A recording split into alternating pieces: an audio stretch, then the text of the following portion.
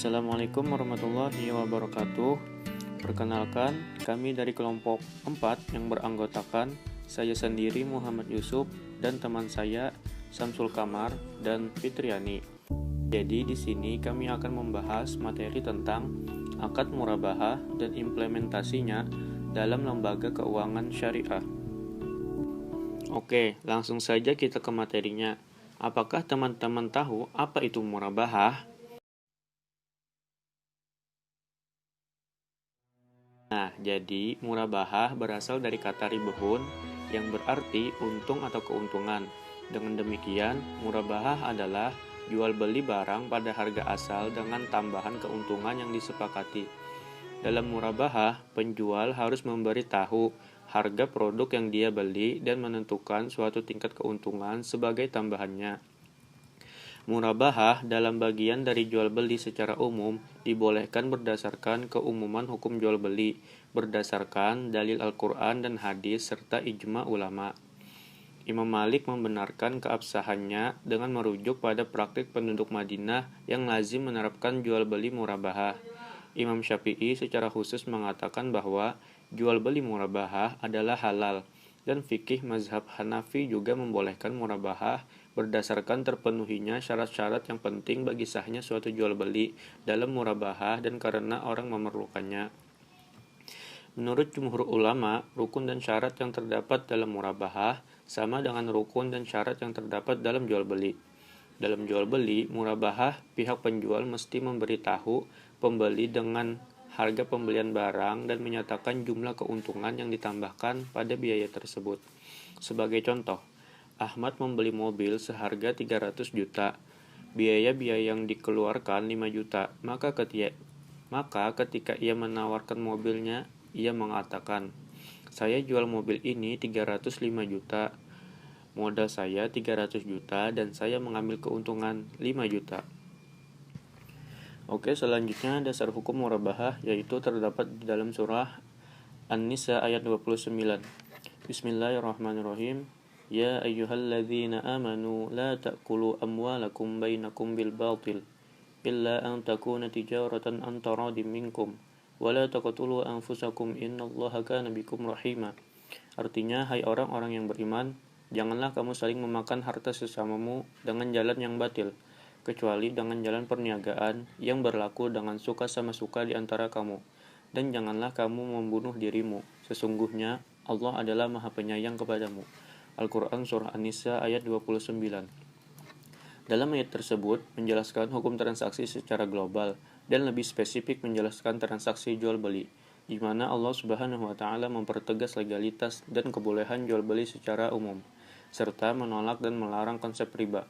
Berdasarkan ketentuan tersebut, maka jual beli murabahah khususnya mendapat pengakuan hukum dari syariah dan diperbolehkan digunakan dalam praktik pembiayaan di bank syariah dan lembaga keuangan syariah lainnya, karena murabahah tidak termasuk jual beli yang mengandung riba. Kemudian yang kedua, hadis. Hukum murabahah juga terdapat di dalam hadis yang artinya dari Jumai bin Umair dari pamannya Nabi SAW. Ditanya tentang penghasilan yang paling utama, beliau bersabda, sebaik-baik penghasilan adalah jual beli yang sah.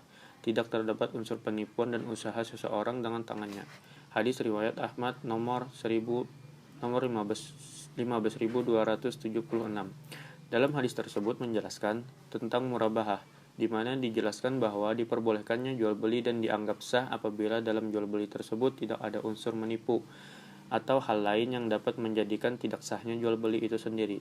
Misalnya barang yang dijual termasuk dalam kategori barang yang haram. Kemudian ijma.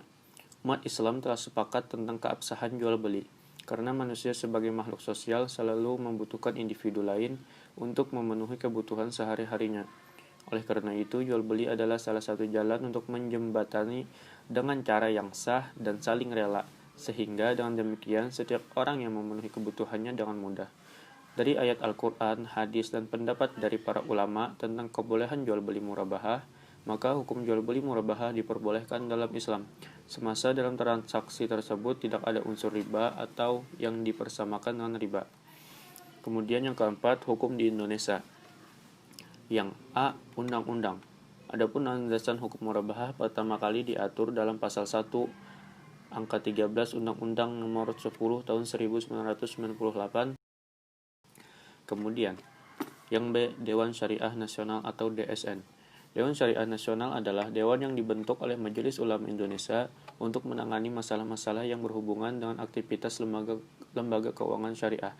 Menurut Fatwa DSN nomor 4 garis miring DSN MUI garis miring 4 Romawi garis miring 2000 pada tanggal 1 April tahun 2000 yang intinya menyatakan bahwa dalam rangka membantu masyarakat guna melangsungkan dan meningkatkan kesejahteraan dan berbagai kegiatan, Bank Syariah perlu memiliki fasilitas murabahah bagi yang memerlukannya, yaitu menjual suatu barang dengan menegaskan harga belinya kepada pembayarannya dengan harga yang lebih sebagai laba. Rukun dan syarat murabahah. Pada hakikatnya, rukun murabahah sama dengan rukun dalam jual beli. Yang pertama, adanya penjual. Yang kedua, adanya pembeli. Yang ketiga, adanya objek jual beli seperti produk atau barang. Yang keempat, adanya harga suatu barang. Yang terakhir, adanya sigat atau lafal ijab dan qabul. Beberapa syarat murabahah yang harus dipenuhi adalah sebagai berikut. 1. Penjual memberitahu biaya barang kepada nasabah. Kedua, kontrak yang pertama harus sah sesuai dengan rukun yang ditetapkan. Ketiga, kontrak harus bebas dari unsur riba. Keempat, penjual harus menjelaskan kepada pembeli bila terjadi cacat atas barang sesudah pembelian. Yang kelima, penjual harus menyampaikan semua hal yang berkaitan dengan pembelian. Misalnya, pembelian dilakukan secara hutang. Aplikasi murabahah pada lembaga keuangan syariah. Yang pertama, aplikasi murabahah di perbankan syariah di Indonesia. Menurut keputusan Fatwa DSN nomor 04 garis miring DSN MUI garis miring 4 garis miring 2000. Ketentuan murabahah pada perbankan syariah adalah sebagai berikut. Pertama, bank dan nasabah harus melakukan akad murabahah yang bebas riba. Kedua, barang yang diperjualbelikan tidak diharamkan oleh syariat Islam. 3. Bank membiayai sebagian atau seluruh harga pembelian barang yang telah disepakati. Kualifikasinya. Keempat, bank membeli barang yang diperlukan nasabah atas nama bank sendiri, dan pembelian ini harus sah dan bebas riba. Kelima, bank harus menyampaikan semua hal yang berkaitan dengan pembelian. Misalnya, pembelian dilakukan secara hutang. 6. Bank kemudian menjual barang tersebut kepada nasabah dengan harga jual senilai harga beli plus keuntungannya. Ketujuh, nasabah membiayai harga barang yang telah disepakati tersebut pada jangka waktu tertentu yang telah disepakati. Kedelapan, untuk mencegah terjadinya penyalahgunaan atau kerusakan akad tersebut, pihak bank dapat mengadakan perjanjian khusus dengan nasabah. Kesembilan, jika bank hendak mewakilkan kepada nasabah untuk membeli barang yang dari pihak ketiga, akad jual beli murabahah harus dilakukan setelah barang secara prinsip menjadi milik bank.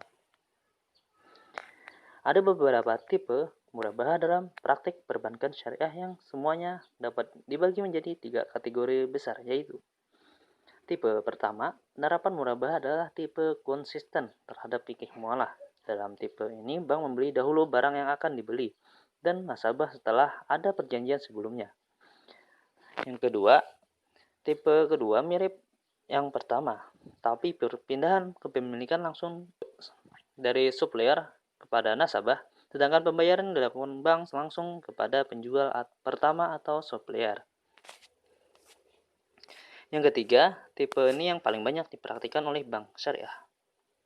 Bank melakukan perjanjian murabahah dengan nasabah, dan pada saat yang sama diwakilkan oleh akad wakalah kepada nasabah untuk membeli sendiri barang yang akan dibelinya. Dana lalu dikredit ke rekening nasabah dan nasabah menandatangani tanda terima uang. Tanda terima uang ini menjadi dasar bagi bank untuk menghindari klaim bahwa nasabah tidak berhutang kepada bank karena tidak menerima uang sebagai sarana pinjaman. Aplikasi akad murabahah di leasing. Leasing dikenal sebagai lembaga penyedia barang bergerak dan barang-barang bermodal. Fungsi leasing dalam praktiknya sama halnya dengan perbankan, sama-sama menyalurkan dana tunai dengan cara pembayaran secara kredit dan mengenal adanya jaminan. Mekanisme praktik murabahah di leasing membedakan murabahah dengan jual beli yang lainnya.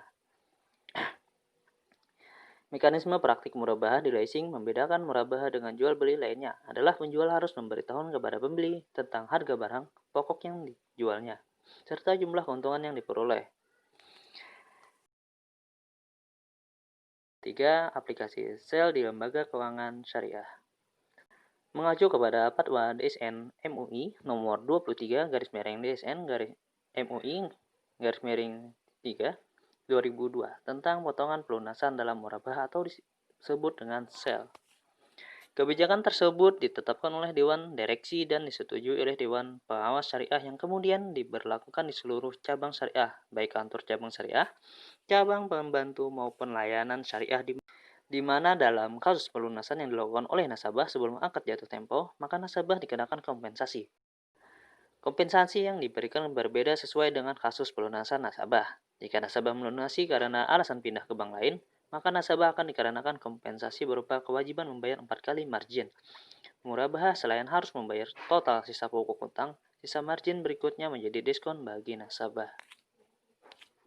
Dalam jual beli, ada beberapa macam jual beli yang diperselisihkan hukumnya. Meskipun sebenarnya sudah berlaku di tengah-tengah masyarakat. Jual beli tersebut antaranya yang pertama, bai al-wafa, yaitu jual beli dengan tenggang waktu. Secara terminologis kompilasi hukum ekonomi syariah, bai al-wafa adalah jual beli yang dilangsungkan dengan syarat bahwa barang yang dijual tersebut dapat dibeli kembali oleh penjual apabila tenggang waktu yang disepakati telah tiba. Yang kedua, bai al-innah. Kata innah menurut bahasa berarti meminjam atau berutang. Maksudnya yaitu membeli sesuatu dengan pembayaran di belakang atau utang atau tidak secara kontan. Jual beli al-innah secara terminologis adalah menjual suatu benda dengan harga lebih dibayarkan belakangan dalam tempo tertentu untuk dijual lagi oleh orang yang berutang dengan harga saat itu lebih murah untuk menutup hutangnya. Yang ketiga, bai tawarruk. Menurut Ibnu Taimiyah, tawarruk adalah seseorang membeli barang dengan harga bertangguh kemudian menjualnya kepada orang lain atau bukan penjual pertama secara tunai, karena keinginan untuk mendapatkan uang tunai dengan segera. Misalnya, seseorang membeli barang dengan harga 100.000 karena ia memerlukan uang, maka barang tersebut dijual kembali dengan harga 90.000. Jadi, ini disebut dengan tawarruk. Bai bidamanil azil atau jual beli secara berutang atau kredit. Bai binamanil azil dikenal dengan jual beli bertangguh, yaitu menjual sesuatu dengan disegerakan penyerahan barang-barang yang dijual kepada pembeli dan ditangguhkan pembayarannya. Bai al-dayan. Al-dayan merupakan utang dengan maksud penundaan tanggungan yang muncul dalam suatu kontrak yang melibatkan pertukaran nilai. Jadi, al-dayan adalah harta yang terdapat pada tanggungan orang lain dan ia termasuk pada penundaan tanggung jawab yang menyebabkan pertambahan nilai. Baiklah, sekian dari video kami dari kelompok 4 Fikih Muamalah Kontemporer. Terima kasih telah menyaksikan. Assalamualaikum warahmatullahi wabarakatuh.